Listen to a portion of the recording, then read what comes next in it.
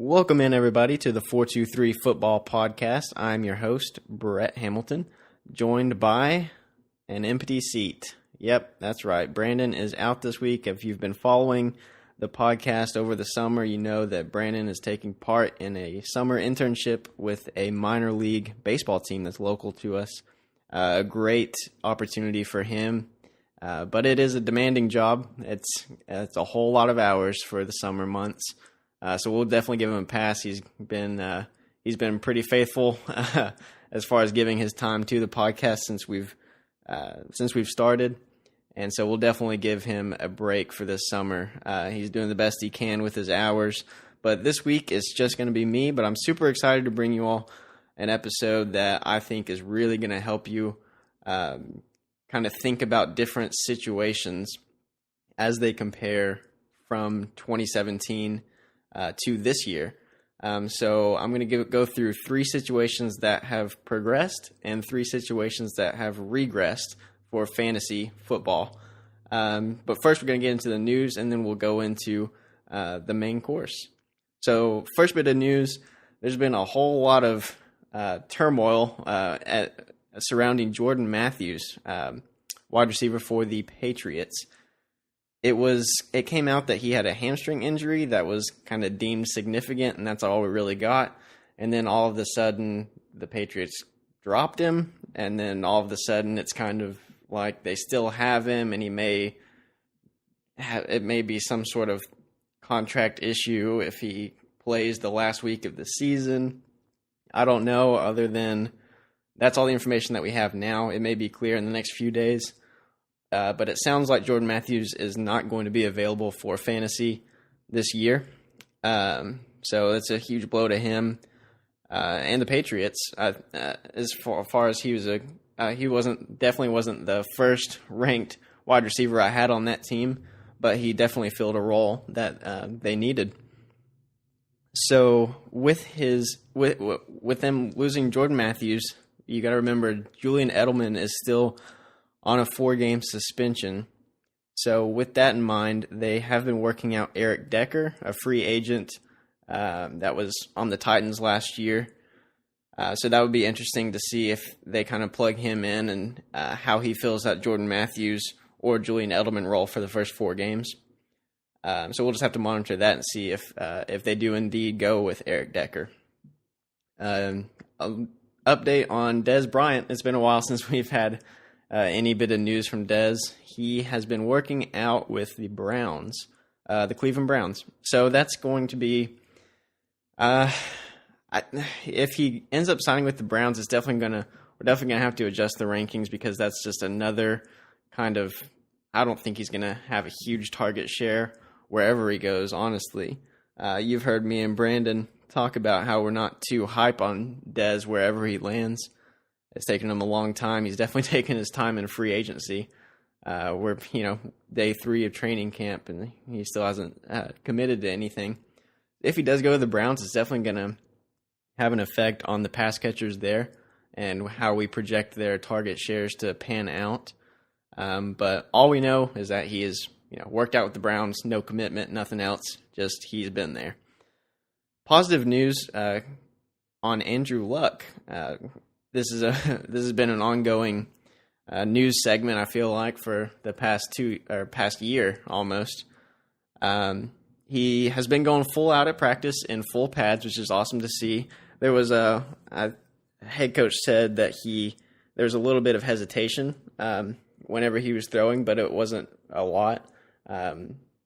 Most reports that I've read from beat reporters around Indianapolis have been pretty positive, saying that he and T.Y. Hilton are still on the same page. They've still got that connection, which is great to hear, because I'm a huge believer in T.Y. Hilton this year if Andrew Luck does play. And right now it's looking like he's good to go for week 1. So I'm still going to wait it out a little bit. I've been burned. I was one of those that got burned by Andrew Luck last year. So I'm definitely going to wait until we get closer to the start of the season before I adjust him in the rankings. But if he's good to go week 1, and I expect to get 16 games out of him, he's going to be a very good fantasy value I think he has every talent in the world to be in the top 3. It's just going to be interesting to see how he comes back from that injury. So we'll keep monitoring that and update you all on Twitter, and we'll give any other news on the podcast, and we'll let you know whenever we are starting to adjust him upwards in our rankings for sure. Another interesting bit of news. Adam Gase says Frank Gore looks like he did 10 years ago. I just kind of put a question mark next to that, and I was like, well, that's good, I guess. It's definitely just kind of muddles the water for what we think is going to be in the Miami backfield this year. And kind of spoiler alert, you might hear me talk about that a little bit later in this episode, so stick around. That's all for the news. It's just a lot of training camp rumors at this point, so not a whole lot of major news to go over. So without further ado, let's just jump right into the situation progressions. So this segment, I felt like it's an interesting take on what we feel like the situations are for these particular players. I feel like it's definitely going to give you maybe some answers to situations that have changed. Kind of feel like there's been a lot going on. There's every offseason there's a lot going on in the NFL. So let's just jump right into it.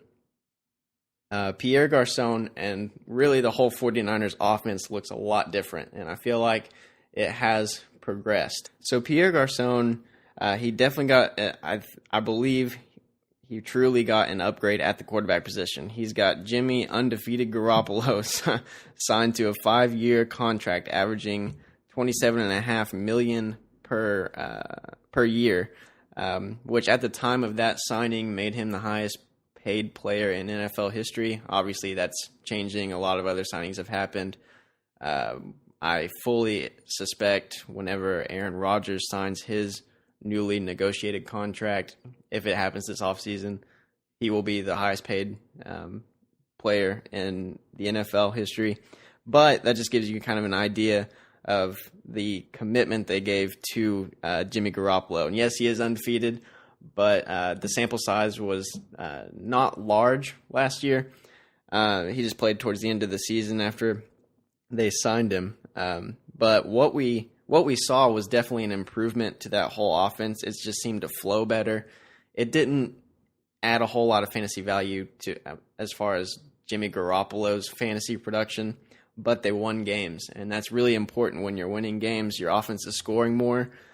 So on the other side of the ball, they signed Richard Sherman. So their defense is obviously getting an upgraded. They're addressing some key positions that they needed to in this offseason. So the defense is improving. They signed Jerick McKinnon, which I think is it's a good signing. And obviously the hype train is full force for Jerick McKinnon. And I get that. There's been so many reports about them, utilizing him just exclusively, and he's got no one behind him. So even if he's not that great of a running back, he's still going to have the volume that you need out of the running back position. So that's an uptick. I think that he brings another dimension to that offense. Pierre Garçon, he's 31, so he's definitely no spring chicken. But he played 8 games in 2017. But he played all 16 games in 2016, and he had 79 receptions for 1,041 yards and 3 touchdowns. If this team has a better offense, they're going to score more. So I think Pierre Garçon can definitely outperform 3 touchdowns from 2016, and I have no doubt that he can repeat a 1,000+ yard season. So with all those factors in mind, I definitely think the situation is much better than it was last year for Pierre Garçon. The next guy I want to talk about is Allen Hurns. Allen Hurns, he didn't play last year; he was injured, but he's now on the Dallas Cowboys. He came over from the Jacksonville Jaguars, Of course, he didn't play last year. He had his sophomore year. You have to go back to his sophomore years whenever he really had that super strong year. He had 1,000. He had over 1,000 yards and 10 touchdowns, which is crazy. That was 2015. That was his sophomore season. But the reason I feel like he's better off in Dallas is Dallas, and I think I've mentioned on this podcast before, but Dallas has 219 targets and 11 touchdowns missing from their 2017 season. Dez Bryant and Jason Witten both combined for 219 targets and 11 touchdowns last year. So that is a huge opportunity for the whole wide receiving core. And this really comes back to how we feel about Dak Prescott, and I'm a little bit more on the conservative side. I don't think he's a stellar passer. He's definitely got some accuracy issues. And you have to remember that this whole offense runs through Ezekiel Elliott. He didn't go anywhere. He's not going anywhere. He's still going to be the focal point. But that being said, they still have to throw the ball. Those targets have to go somewhere. I don't expect them to just hand the ball off or dish it off to Ezekiel Elliott every single down, obviously. So I think Allen Hurns is being the veteran, being more veteran than the other options on that wide receiving core. I think he's going to have the best shot to step up and really provide for that fantasy value. He's 26 he's 26 years old, so he's still young. He's 6'3", so he could provide Dak with that much needed red zone target. Dak loved throwing to Jason Witten. He just the huge tight end in the end zone. You're going to be missing that.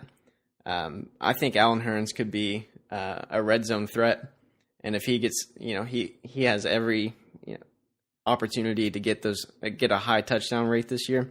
So I really like I like Allen Hurns, especially at the fantasy price he's going. He's going in the 9th or 10th round, which I think is a pretty big steal. If you really think that he can emerge as the number one pass catching option for the Cowboys, it could always be, there's rookie Michael Gallup, and there's.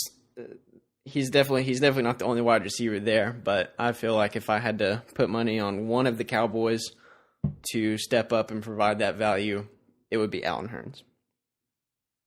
The next guy I want to go over a situation that has progressed is Amari Cooper. This one's kind of controversial. We've talked about him a lot on this podcast, but he kind of deserves to be talked about a lot because there's a lot of questions surrounding him. So first of all, Michael Crabtree is gone to the Ravens.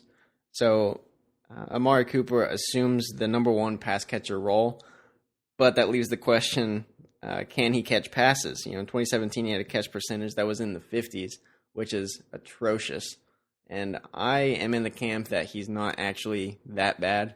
I really feel like, you can blame it on the injuries that he said he was suffering. He's like playing through an injury for all last year. I think it's more of a mental thing. I think it's kind of a hurdle that he has to get over himself. But I feel like he has it in him to be that dominant number one receiving option. He flashed in that one game last year where he had just 1 million fantasy points. So he has the talent and it's there, and that game was incredible. It's just if we could get more consistency out of him, and I feel like with the pass catching options, with Michael Crabtree gone, he's going to have an easier time really taking over that role and owning it. They did sign Jordy Nelson and Martavis Bryant, which I don't expect either of those guys to take over as the number one option there. I think they were really good signings for the Oakland Raiders. Those are really good complementary pieces to the Oakland offense, but I still think that it's going to be Amari Cooper's chance to really show what he's made of, and I think John Gruden believes in him and wants him to succeed. Another reason that his situation kind of improved was he's definitely not competing for targets out of the backfield.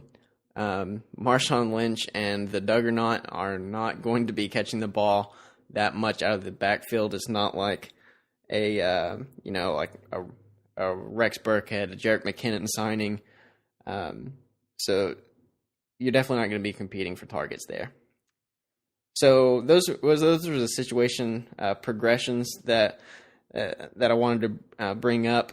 Again, Pierre Garcon and really the whole 49ers offense, Allen Hurns, and Amari Cooper. So now we're going to get into the situation regressions, the ones that I think that it's going to be worse for fantasy in 2018 than it was in 2017, and I'll give you some reasons why. The first one I want to talk about is Josh Gordon. I know this one's going to get this one's definitely going to get some flack. There's a lot of Josh Gordon truthers out there, and I totally believe that he's talented. But let me just tell you why I think that his situation regressed for 2018. Duke Johnson didn't go anywhere. He gets a ton of the targets. They signed him to a good contract. They believe in him. They want him to be there. So that's good. That's a target competition. They signed Jarvis Landry, who has historically just been a target hog in Miami. Now, I don't think that he's going to see the same targets in Cleveland, but that was still a big free agency sign. That was that wasn't just an auxiliary piece that they just picked up on the cheap. I mean, Jarvis Landry, he does carry some sort of pedigree for earning targets, and I feel like he's still going to get a good amount. It's not going to be what it was in Miami, but that's still another more competition for targets. Carlos Hyde, he had 59 targets last year for 350 receiving yards on the 49ers. The Browns signed him. I'm not sure. I'm not positive that they're going to use him in the pass catching role since they have Duke Johnson, but he can catch the ball and he can do it efficiently. So that's going to be more targets going away from Josh Gordon. Now, I will say that the QB situation got drastically better. I'm a big believer in Tyrod Taylor. I feel like he got kind of abused and blamed for a lot of things in Buffalo that weren't his fault. I think he's better than what people give him credit for. I think he's a lot better than Baker Mayfield at this point. We may see Baker Mayfield come into play later in the season, but I don't expect Baker to play more than 8 games. I feel like Tyrod Taylor is going to take them through at least half the season. And like I said, I really like Tyrod Taylor, so I feel like he's just going to be good enough to carry him through the season, and Baker Mayfield's going to get his chance maybe next year. But I will say that Josh Gordon pairs well with Tyrod Taylor and his skill set. Tyrod Taylor can really air it out, and we know that Josh Gordon he can definitely get down the field quickly. So you may see some long bombs, but I don't think that we're going to see the fantasy consistency just because of the targets. Josh Gordon has all the talent in the world, but there's just a lot of mouths to feed on the Browns' offense. And the offense wasn't stellar last year. It looks completely different this year, but it wasn't great last year. And Josh Gordon isn't the only good player on the offense anymore. There's a lot of other options and a lot of other people that will be competing for targets. So I feel like that his situation didn't get better for sure for 2018. So the next guy I want to talk about, Kenyon Drake. I think he is talented, but every bit of news, everything that I read, and the actions that the team takes makes me feel like that Miami doesn't want Kenyon Drake to be an every down bell cow running back. If you take a look at what they did last year, Jay Ajayi got shipped out early in the season, or in the middle of the season. Kenyon Drake was pretty much set up for success after that point.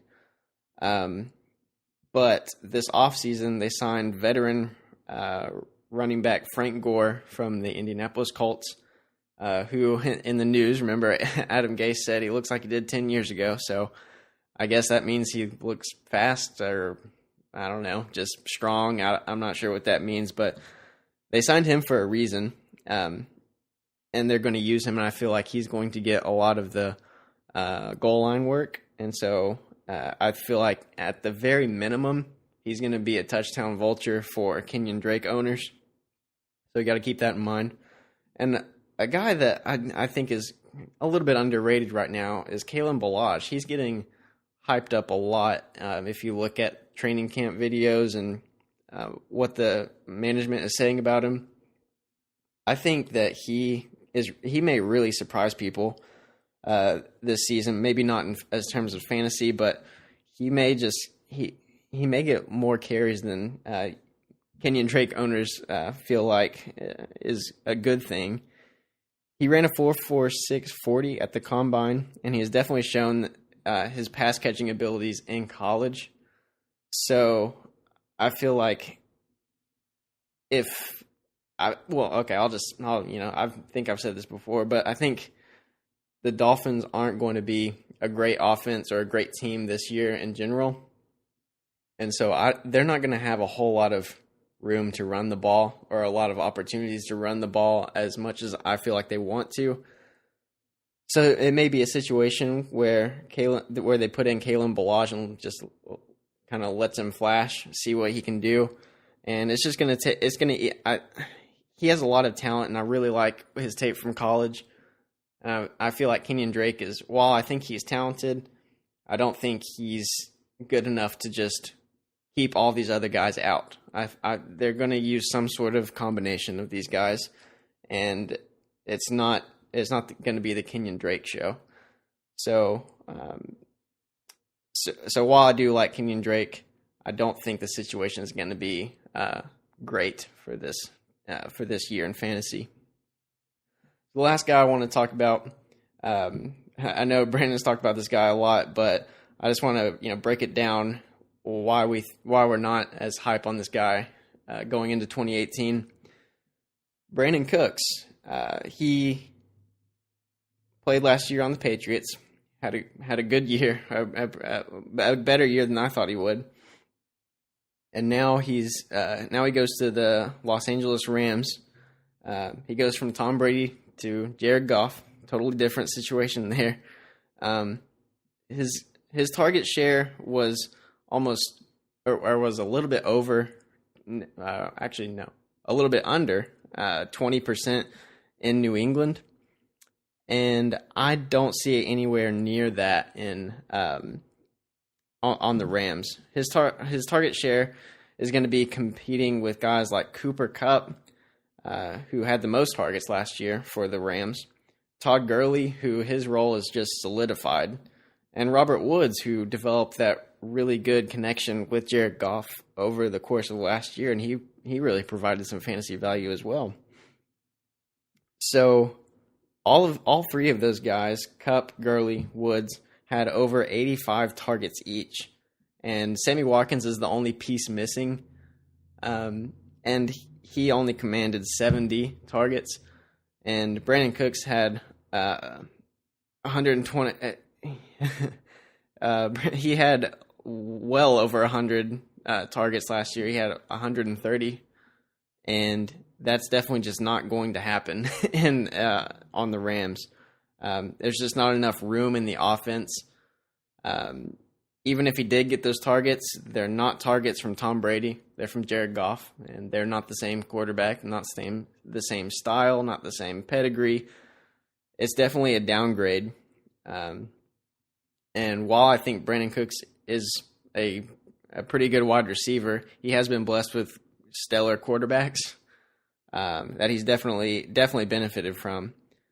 So I think the Rams are still going to be a great team, and I'm not saying it's a downgrade for the offense, or I'm definitely not saying that the offense is downgraded at all, but it's definitely a regression for Brandon Cooks because they don't need to feed him 120 plus targets every game to make a Super Bowl run. They just don't need him to do that. They had a fantastic year without him, and I feel like there's not a whole lot of piece to carve out for him as far as target share. So those are my three situation regressions: Josh Gordon, Kenyon Drake, Brandon Cooks. So that's going to wrap up the show. If you're a new listener, welcome. Thank you for sticking around with me. We usually have another host, Brandon. It's usually a really good conversation back and forth. But today you just get me, so that's all right. But appreciate you for sticking around. Be sure to subscribe to our show on Apple Podcasts, Google Play, or YouTube. Follow us on Twitter and Facebook at the 423 Football. If this helped you, share it with your friends, your family. We really would appreciate it. And thank you for listening. This has been the 423 Football Podcast.